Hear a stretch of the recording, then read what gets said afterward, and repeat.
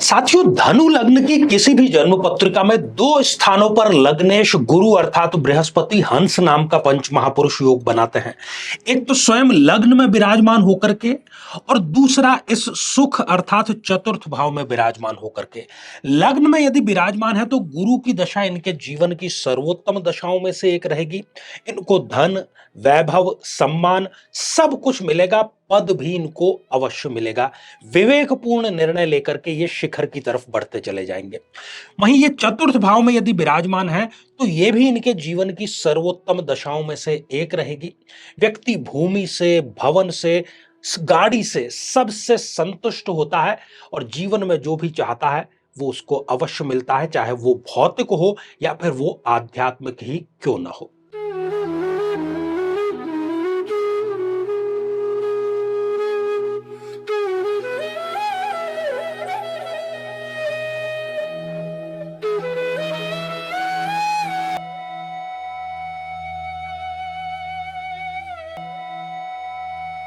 तो मेरे बहुत ही प्रिय और बेहद सम्मानित साथियों, हृदय की असीम गहराइयों से अभिनंदन, बहुत बहुत हार्दिक स्वागत।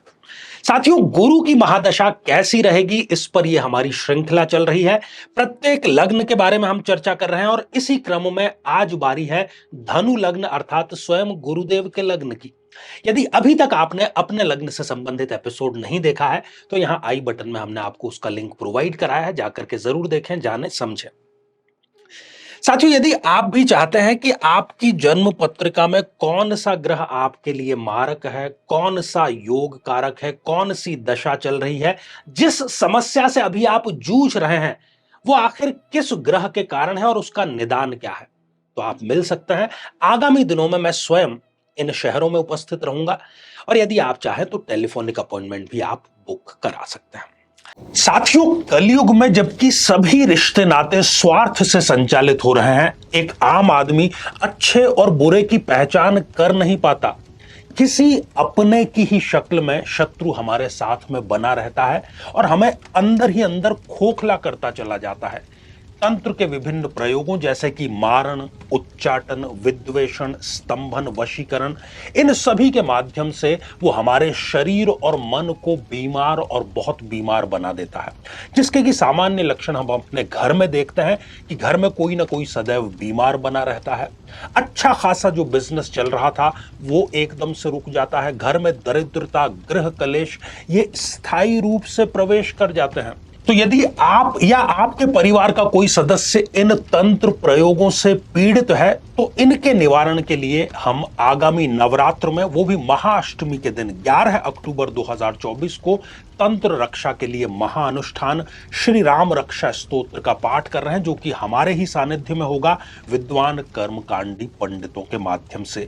तो इसके निवारणार्थ और भविष्य में कभी इस प्रकार का प्रयोग आपके ऊपर ना हो पाए, रक्षा कवच भी आपको प्रदान किया जाएगा। साथियों, अधिक जानकारी के लिए और इसमें सम्मिलित होने के लिए आज ही संपर्क जरूर करें।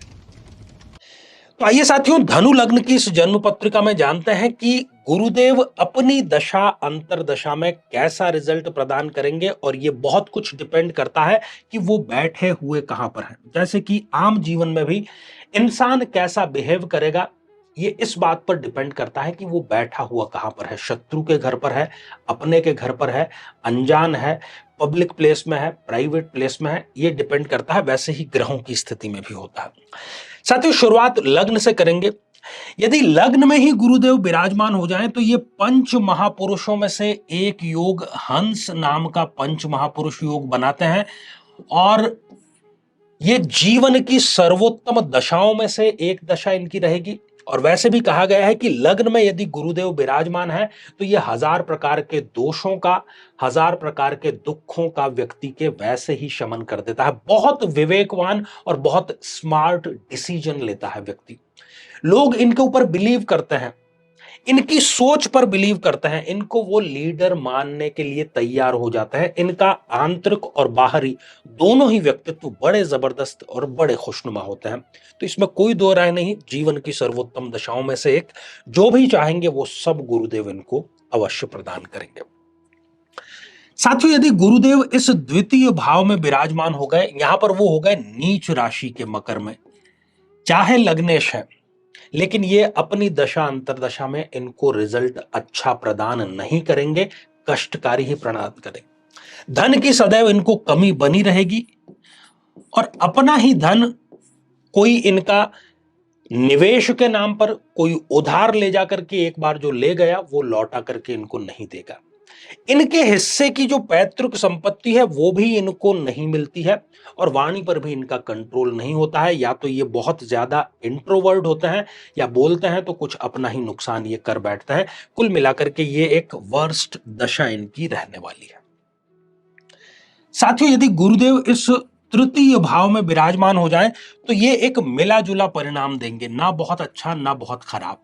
भाइयों से इनकी बनेगी लेकिन बहुत अच्छी भी नहीं बनेगी। ठीक है, दुआ सलाम जैसी स्थिति इनकी रहेगी। यदि ये रिस्क लेकर के कार्य करते हैं, छोटा बड़ा यदि रिस्क ले लिया तब तो कोई दिक्कत नहीं, लेकिन ये बड़ा रिस्क यदि कोई इन्होंने ले लिया, बहुत बड़ा, अपनी सीमाओं से अपनी एबिलिटी से बड़ा, तो फिर इनको लेने के देने पड़ जाता है। जीवन की चाहे कोई भी महत्वाकांक्षा हो बहुत बड़ा कुछ करने की, वो गुरुदेव की महादशा में ये कभी अचीव नहीं कर पाता।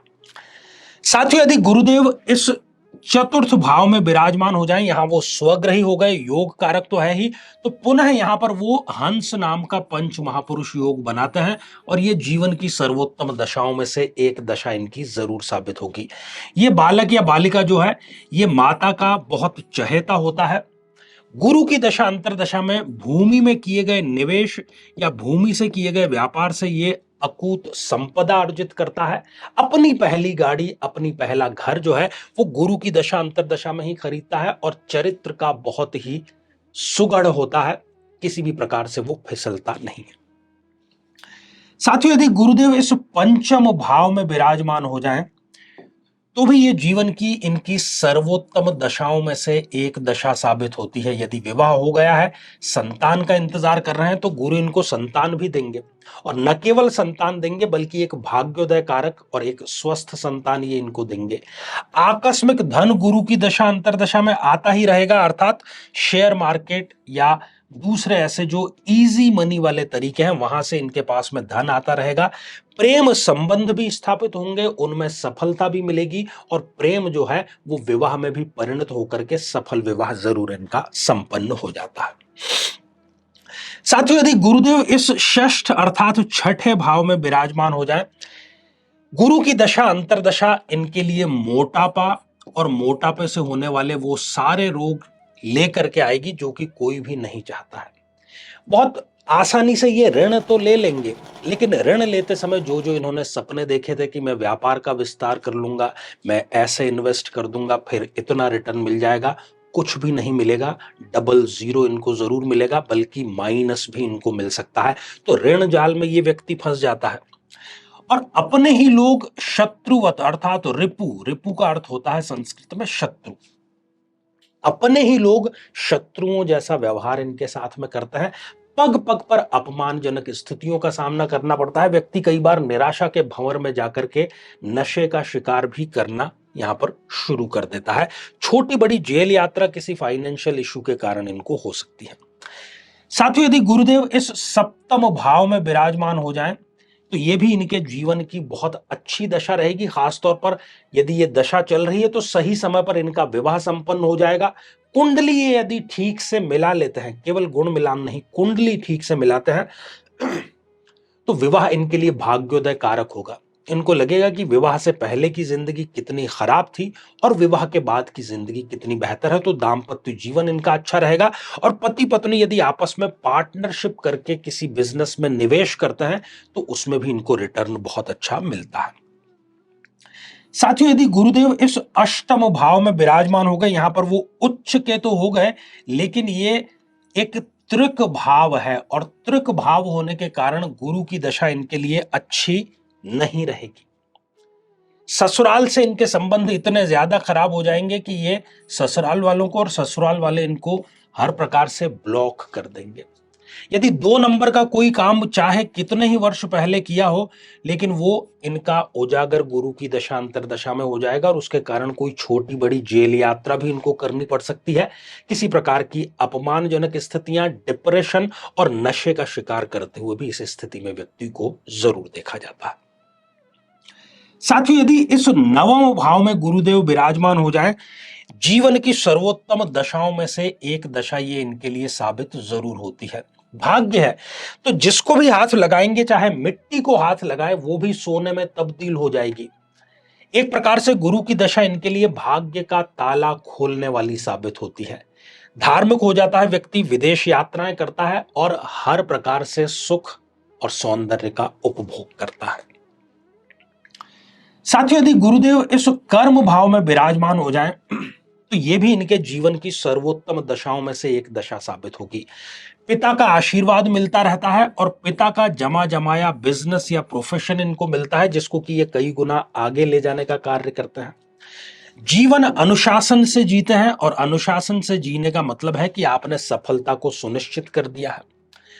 साथियों, ये किसी न किसी पद को भी सुशोभित करते हैं। गुरु की दशा इनको पद दिलाती है। यदि ये स्टूडेंट है तो आईएएस, पीसीएस जैसे उच्च सिविल सेवाओं को क्रैक करते हैं, उसमें सफलता जरूर ये अर्जित करते हैं और ये प्रसिद्धि भी अपने दिलाती है। एक तो होता है आदमी काम कर रहा है, एक काम कर रहा है सर्वोत्कृष्ट ढंग से काम कर रहा है, तो ये सर्वोत्कृष्ट ढंग से काम यहां पर करता है।